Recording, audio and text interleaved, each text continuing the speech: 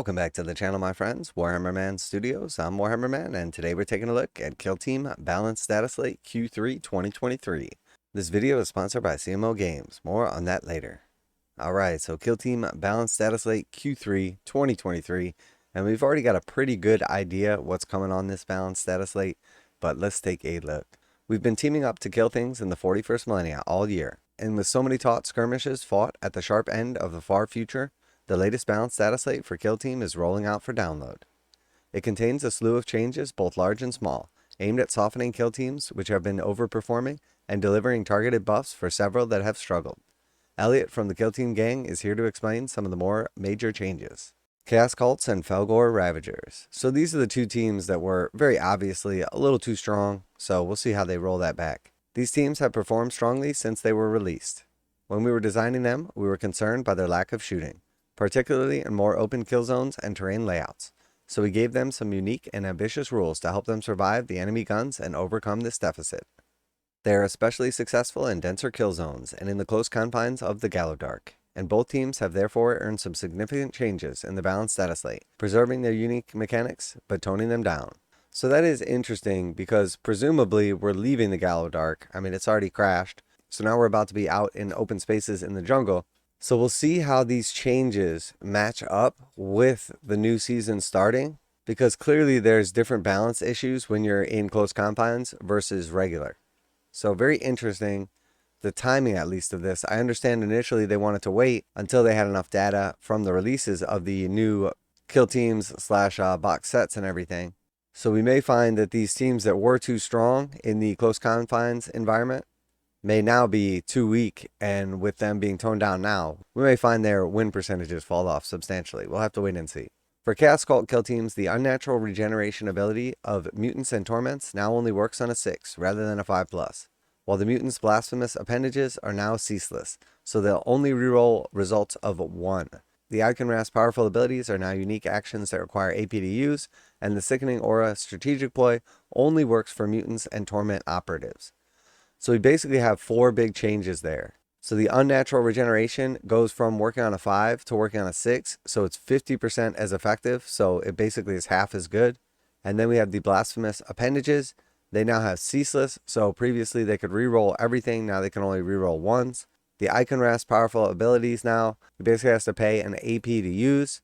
So sort of like the opposite of what we saw with the Hierotech Circle, where the Cryptek's ability became free and no longer required the AP. And then finally, that Sickening Aura strategic ploy only works now on Mutants and Torment operatives, so now it's restricted who you can actually play it on.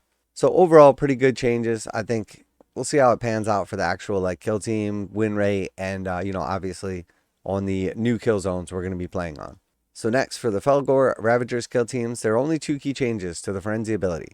First up, Frenzied operatives can no longer control objective markers, meaning you can't simply camp out with a nigh unkillable beastman.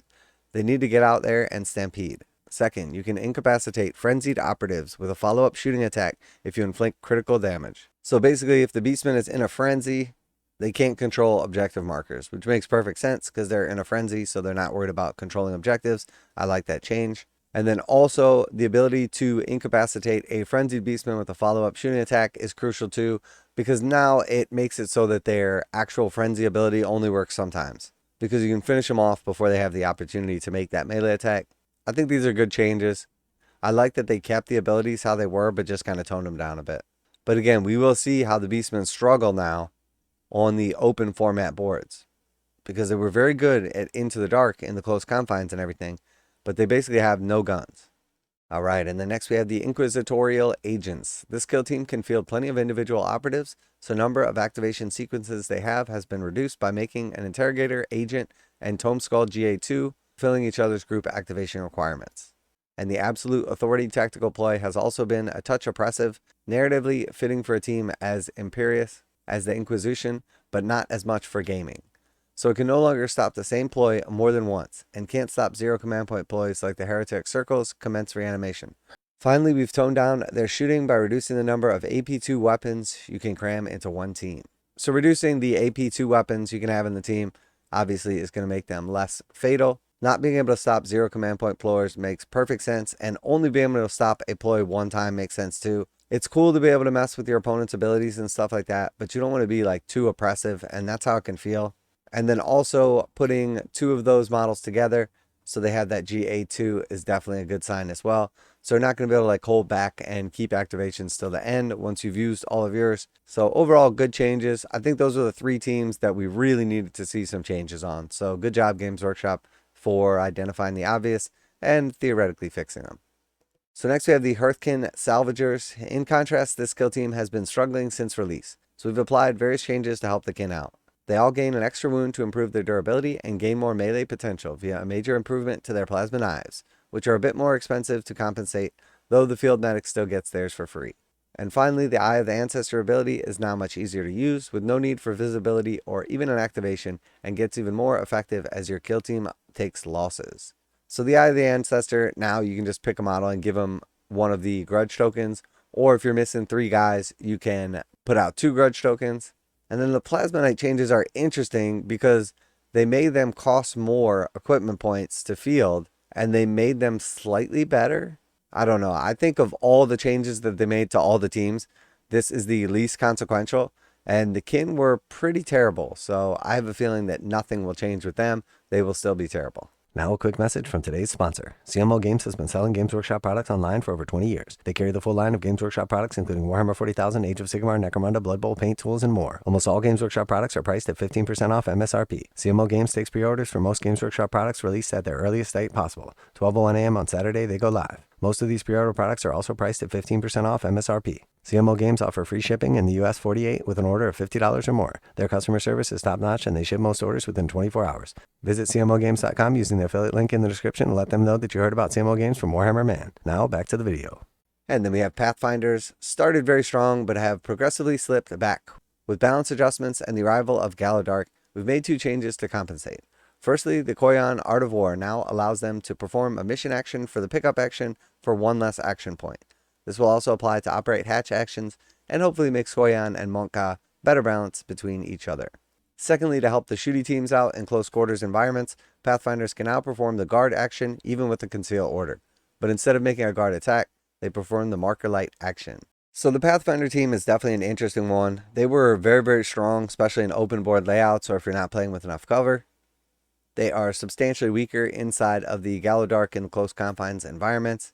So rather than actually roll back some of the nerfs like losing an operative, they've chosen to kind of alter it, like the internal balance between the game, by messing with Koyan.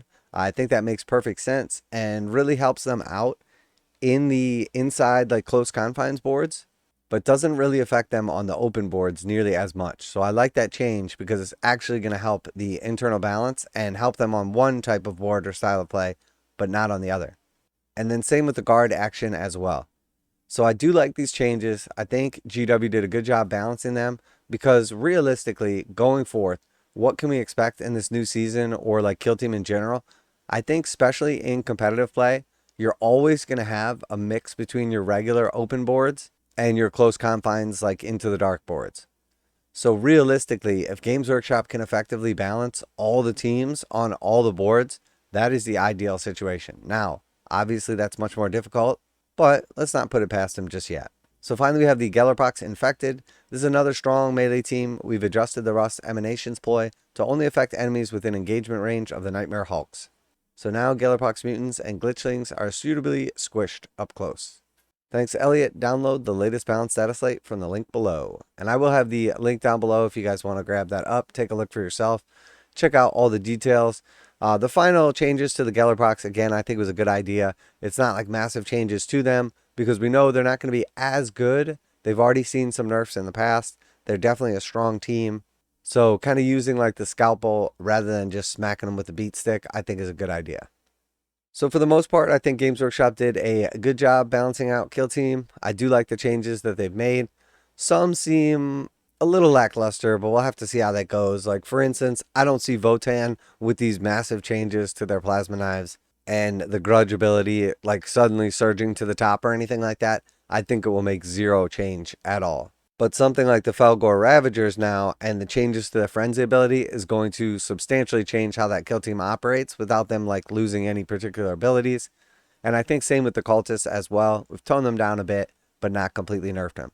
And that's what I like. I hate when they come in and say, oh, this team's too good, and then completely ruin it. I would much rather see them tone it down, even if it takes a couple of tries for them to get it just right. Or like we see with the Pathfinders, where they do actually nerf them, and then they kind of like, instead of walking it back, they go back in with the scalpel and kind of like fine tune those changes. Definitely a big fan. So let me know what you guys think lately. I've been a little slacking on my kill team lately, honestly. Have not been playing nearly as much kill team. Obviously been a little more focused on combat patrol and big 40k with the new addition and everything.